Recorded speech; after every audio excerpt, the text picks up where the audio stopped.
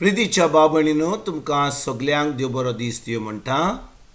आयज मंगळार आनी आयचें शिवर्तमान जावन आसा जुवाचो 14वा विसवोर, वड 27 ते 31 पर्यंत. जॉन चॅप्टर 14 वर्सेस 27 to 31.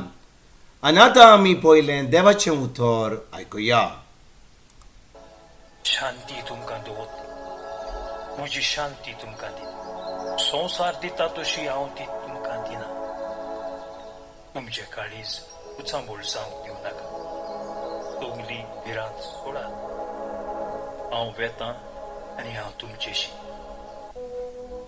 अशें हांवें तुमकां सांगलां म्हूण तुमी आयक. तुमी म्हजो मोग केल्लो जाय. हांव बापाशी वेतां तो स्परीत जातो आसलें. कित्याक बाप म्हजें वन व्हड. हें घडोवन आयल्या उपरांत तुमी भावार दवरचे काय. आतां हें घडचे आदीं हांवें तुमकां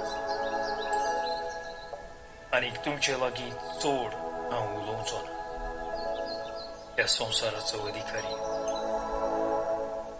म्हजे वयर ताका कसलीच पदवी ना, पूण हांव बापाचो मोग करता आनी बापान म्हाका दिल्या संवसार पळोवन. प्रितीच्या बाबणीनो, आयज जें शिवर्तमान आमी आतांच वाचलां तातूंत आमी चोत्रायन आयकलां जाल्यार जेजू कितें म्हणटा 27 आनी 28 वडीन. तो म्हणटा, शांती तुमकां दवरता, म्हजी शांती तुमकां दिता. संवसार दिता तशी हांव ती तुमकां दिना. तुमचे काळीज उचांबळ जावंक दिवंक नाकात, सगली भिरांत सोडात. बाबणीनो, जेन्ना जेजून ही उतरां आपल्या शिसांक सांगलीं त्या वेळार शीस एकदम उचांबळ जाल्लें. ताका भिरांत येयली. कित्याक आतां जेजू म्हणटा तांकां, हांव सोडून वेतां, हांव संवसार सोडून वेतां, हांव मोडटलों, ते म्हाका खुर्सार मारतले, हांव पोत्तून बापाशी वेतलों. आनी त्या वेळार ही खबर आयकोन शीस एकदम उचांबळ जाता, दुखी बरी जाता. कित्याक ताणें सगळें आपलें सोडून जेजूचे पाटलावदार जावपाक ताणें कॉमेस केल्लें. आनी बाबा आतां तांचो गुरुजी तांकां सोडून वेतलो जाल्यार ते आतां एकसुरे उत्तेले आहले. पूण जेजू तांकां म्हणटात, तुमकां हांव सांगतां, हांव तुमकां केन्नाच सोडचो ना. हांव तुमकां तो शारुती धाडटलो, तुमकां हांव तो पवित्र आत्मा धाडटलो. आनी हांव वेतां जाल्यार तुमी खुशालकाय नासतले, कित्याक हांव रावत जाल्यार हो शारुती तुमकां धाडचो ना.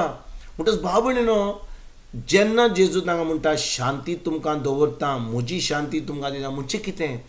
जेन्ना आमकां पवित्र आत्मा मेळटा जेजूचेर बावर धरून, जेजून आमचे पासून खुर्सार कितें केलें तें आपलें रगत वारयलें, आमची सरवण केली, आमी ताका आमचो सोमी देव मानलो, त्या उपरांत देव आमकां आपलो पवित्र आत्मा दिता. आनी पवित्र आत्मा भाव भयणीनो, जेन्ना आमचे भितर येता, आमचे भितर ठिकाण करपाक, तो आतां देवाचो शीम नासलेलो मोग ओतयता.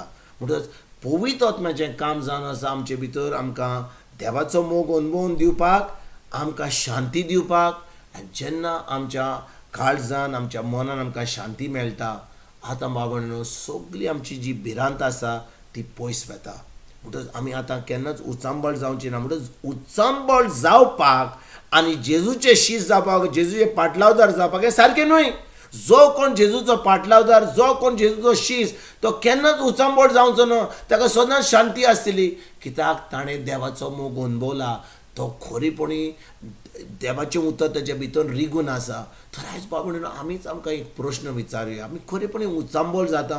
आमी म्हणटा आमी क्रिस्तांव, आमी म्हणटा आमी भावार्थी, आमी म्हणटा आमी जेजूचेर सोद मानता, पूण बाबा आमी जेन्ना उचांबळ जाता, आमकां भिरांत येता, हाचो अर्थ कितें? की आमी विसरता की देव आमच्या सांगात आसा, ती देवान आमचे भितर आपलें ठिकाण केलां, पवित्र आत्मा आमच्या सांगात आसा. पूण जो कोण ही सजमणी घेना, वो सजमणी ताका मेळोंक ना, हाकाचो अर्थ कितें? की फकत तांकां पवित्र आत्मा मेळोंक ना, हो पवित्र आत्मा मेळोन आजून ताचेर आपलो विस्वास दवरूंक ना. तर आयज भाव भयणीनो, आमी देवाचें उतरान आमी रिगून रावया. आयज आमी चुकल्या जाल्यार देवाचें भोगसणें मागया. पवित्र आत्मा आमकां केन्नाच सोडचो ना. ज्या जाग्यार आमी वता पवित्र आत्मा आमच्या सांगात येता. जेन्ना आमी न्हिदता तो आमचे बरोबर न्हिदता. जेन्ना आमी खाता तो आमचे बरोबर खाता. जेन्ना आमी उलयता तो आमच्या आमच्या आमच्या तोंडांतल्यान तो उलयता. म्हणटच जें आमी करूंक पावता तें आमी पवित्र आत्म्या उदेशी करूंक पावता. म्हणटच पवित्र आत्मा आमचें जिवीत चलयता जाल्यार आमकां कसली भिरांत आहा. आमकां कसली भिरांत येवंक जाय. केन्नाच भिरांत येवची ना. कित्याक भाव भयणीनो, जें आमी उतर आयकता तें उतर आमच्या काळजान आमी रिगून दवरता. आमी जे भाशेन आमी काल आनी पर शिकल्या पवित्र आत्मा तें आमकां शिकयता. पवित्र आत्मा तें आमच्या मनान हाडटा. जेन्ना आमच्या मनान तें उतर आसा आमकां शांती आसा. आमकां एक विस्वास आसा की जेजू आमकां केन्नाच सोडिना.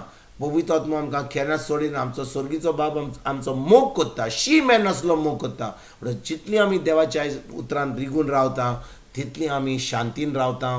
कित्याक आमकां हो भरवंसो आमकां हो विस्वास आसा. आमकां हो भावार्थ आसा की देव आमच्या सांगाता तो आमकां केन्नाच सोडिना. तो आयज खेरीत भाशेन भाव भयणीनो पवित्र आत्म्या उदेशी आमी शांतीन आमचें जिवीत जियोया. कित्याक शांती जी आमकां देवाची मेळटा ती ह्या संवसाराची शांती न्हय. वय जेन्ना गॅर ना, कसले मारामारी ना, आमी समजा शांती आसा. पूण ही भायलें गॅर आसुनूय ना जाल्यार आमचे भितर कसलो उचांबोट जावंक शकता.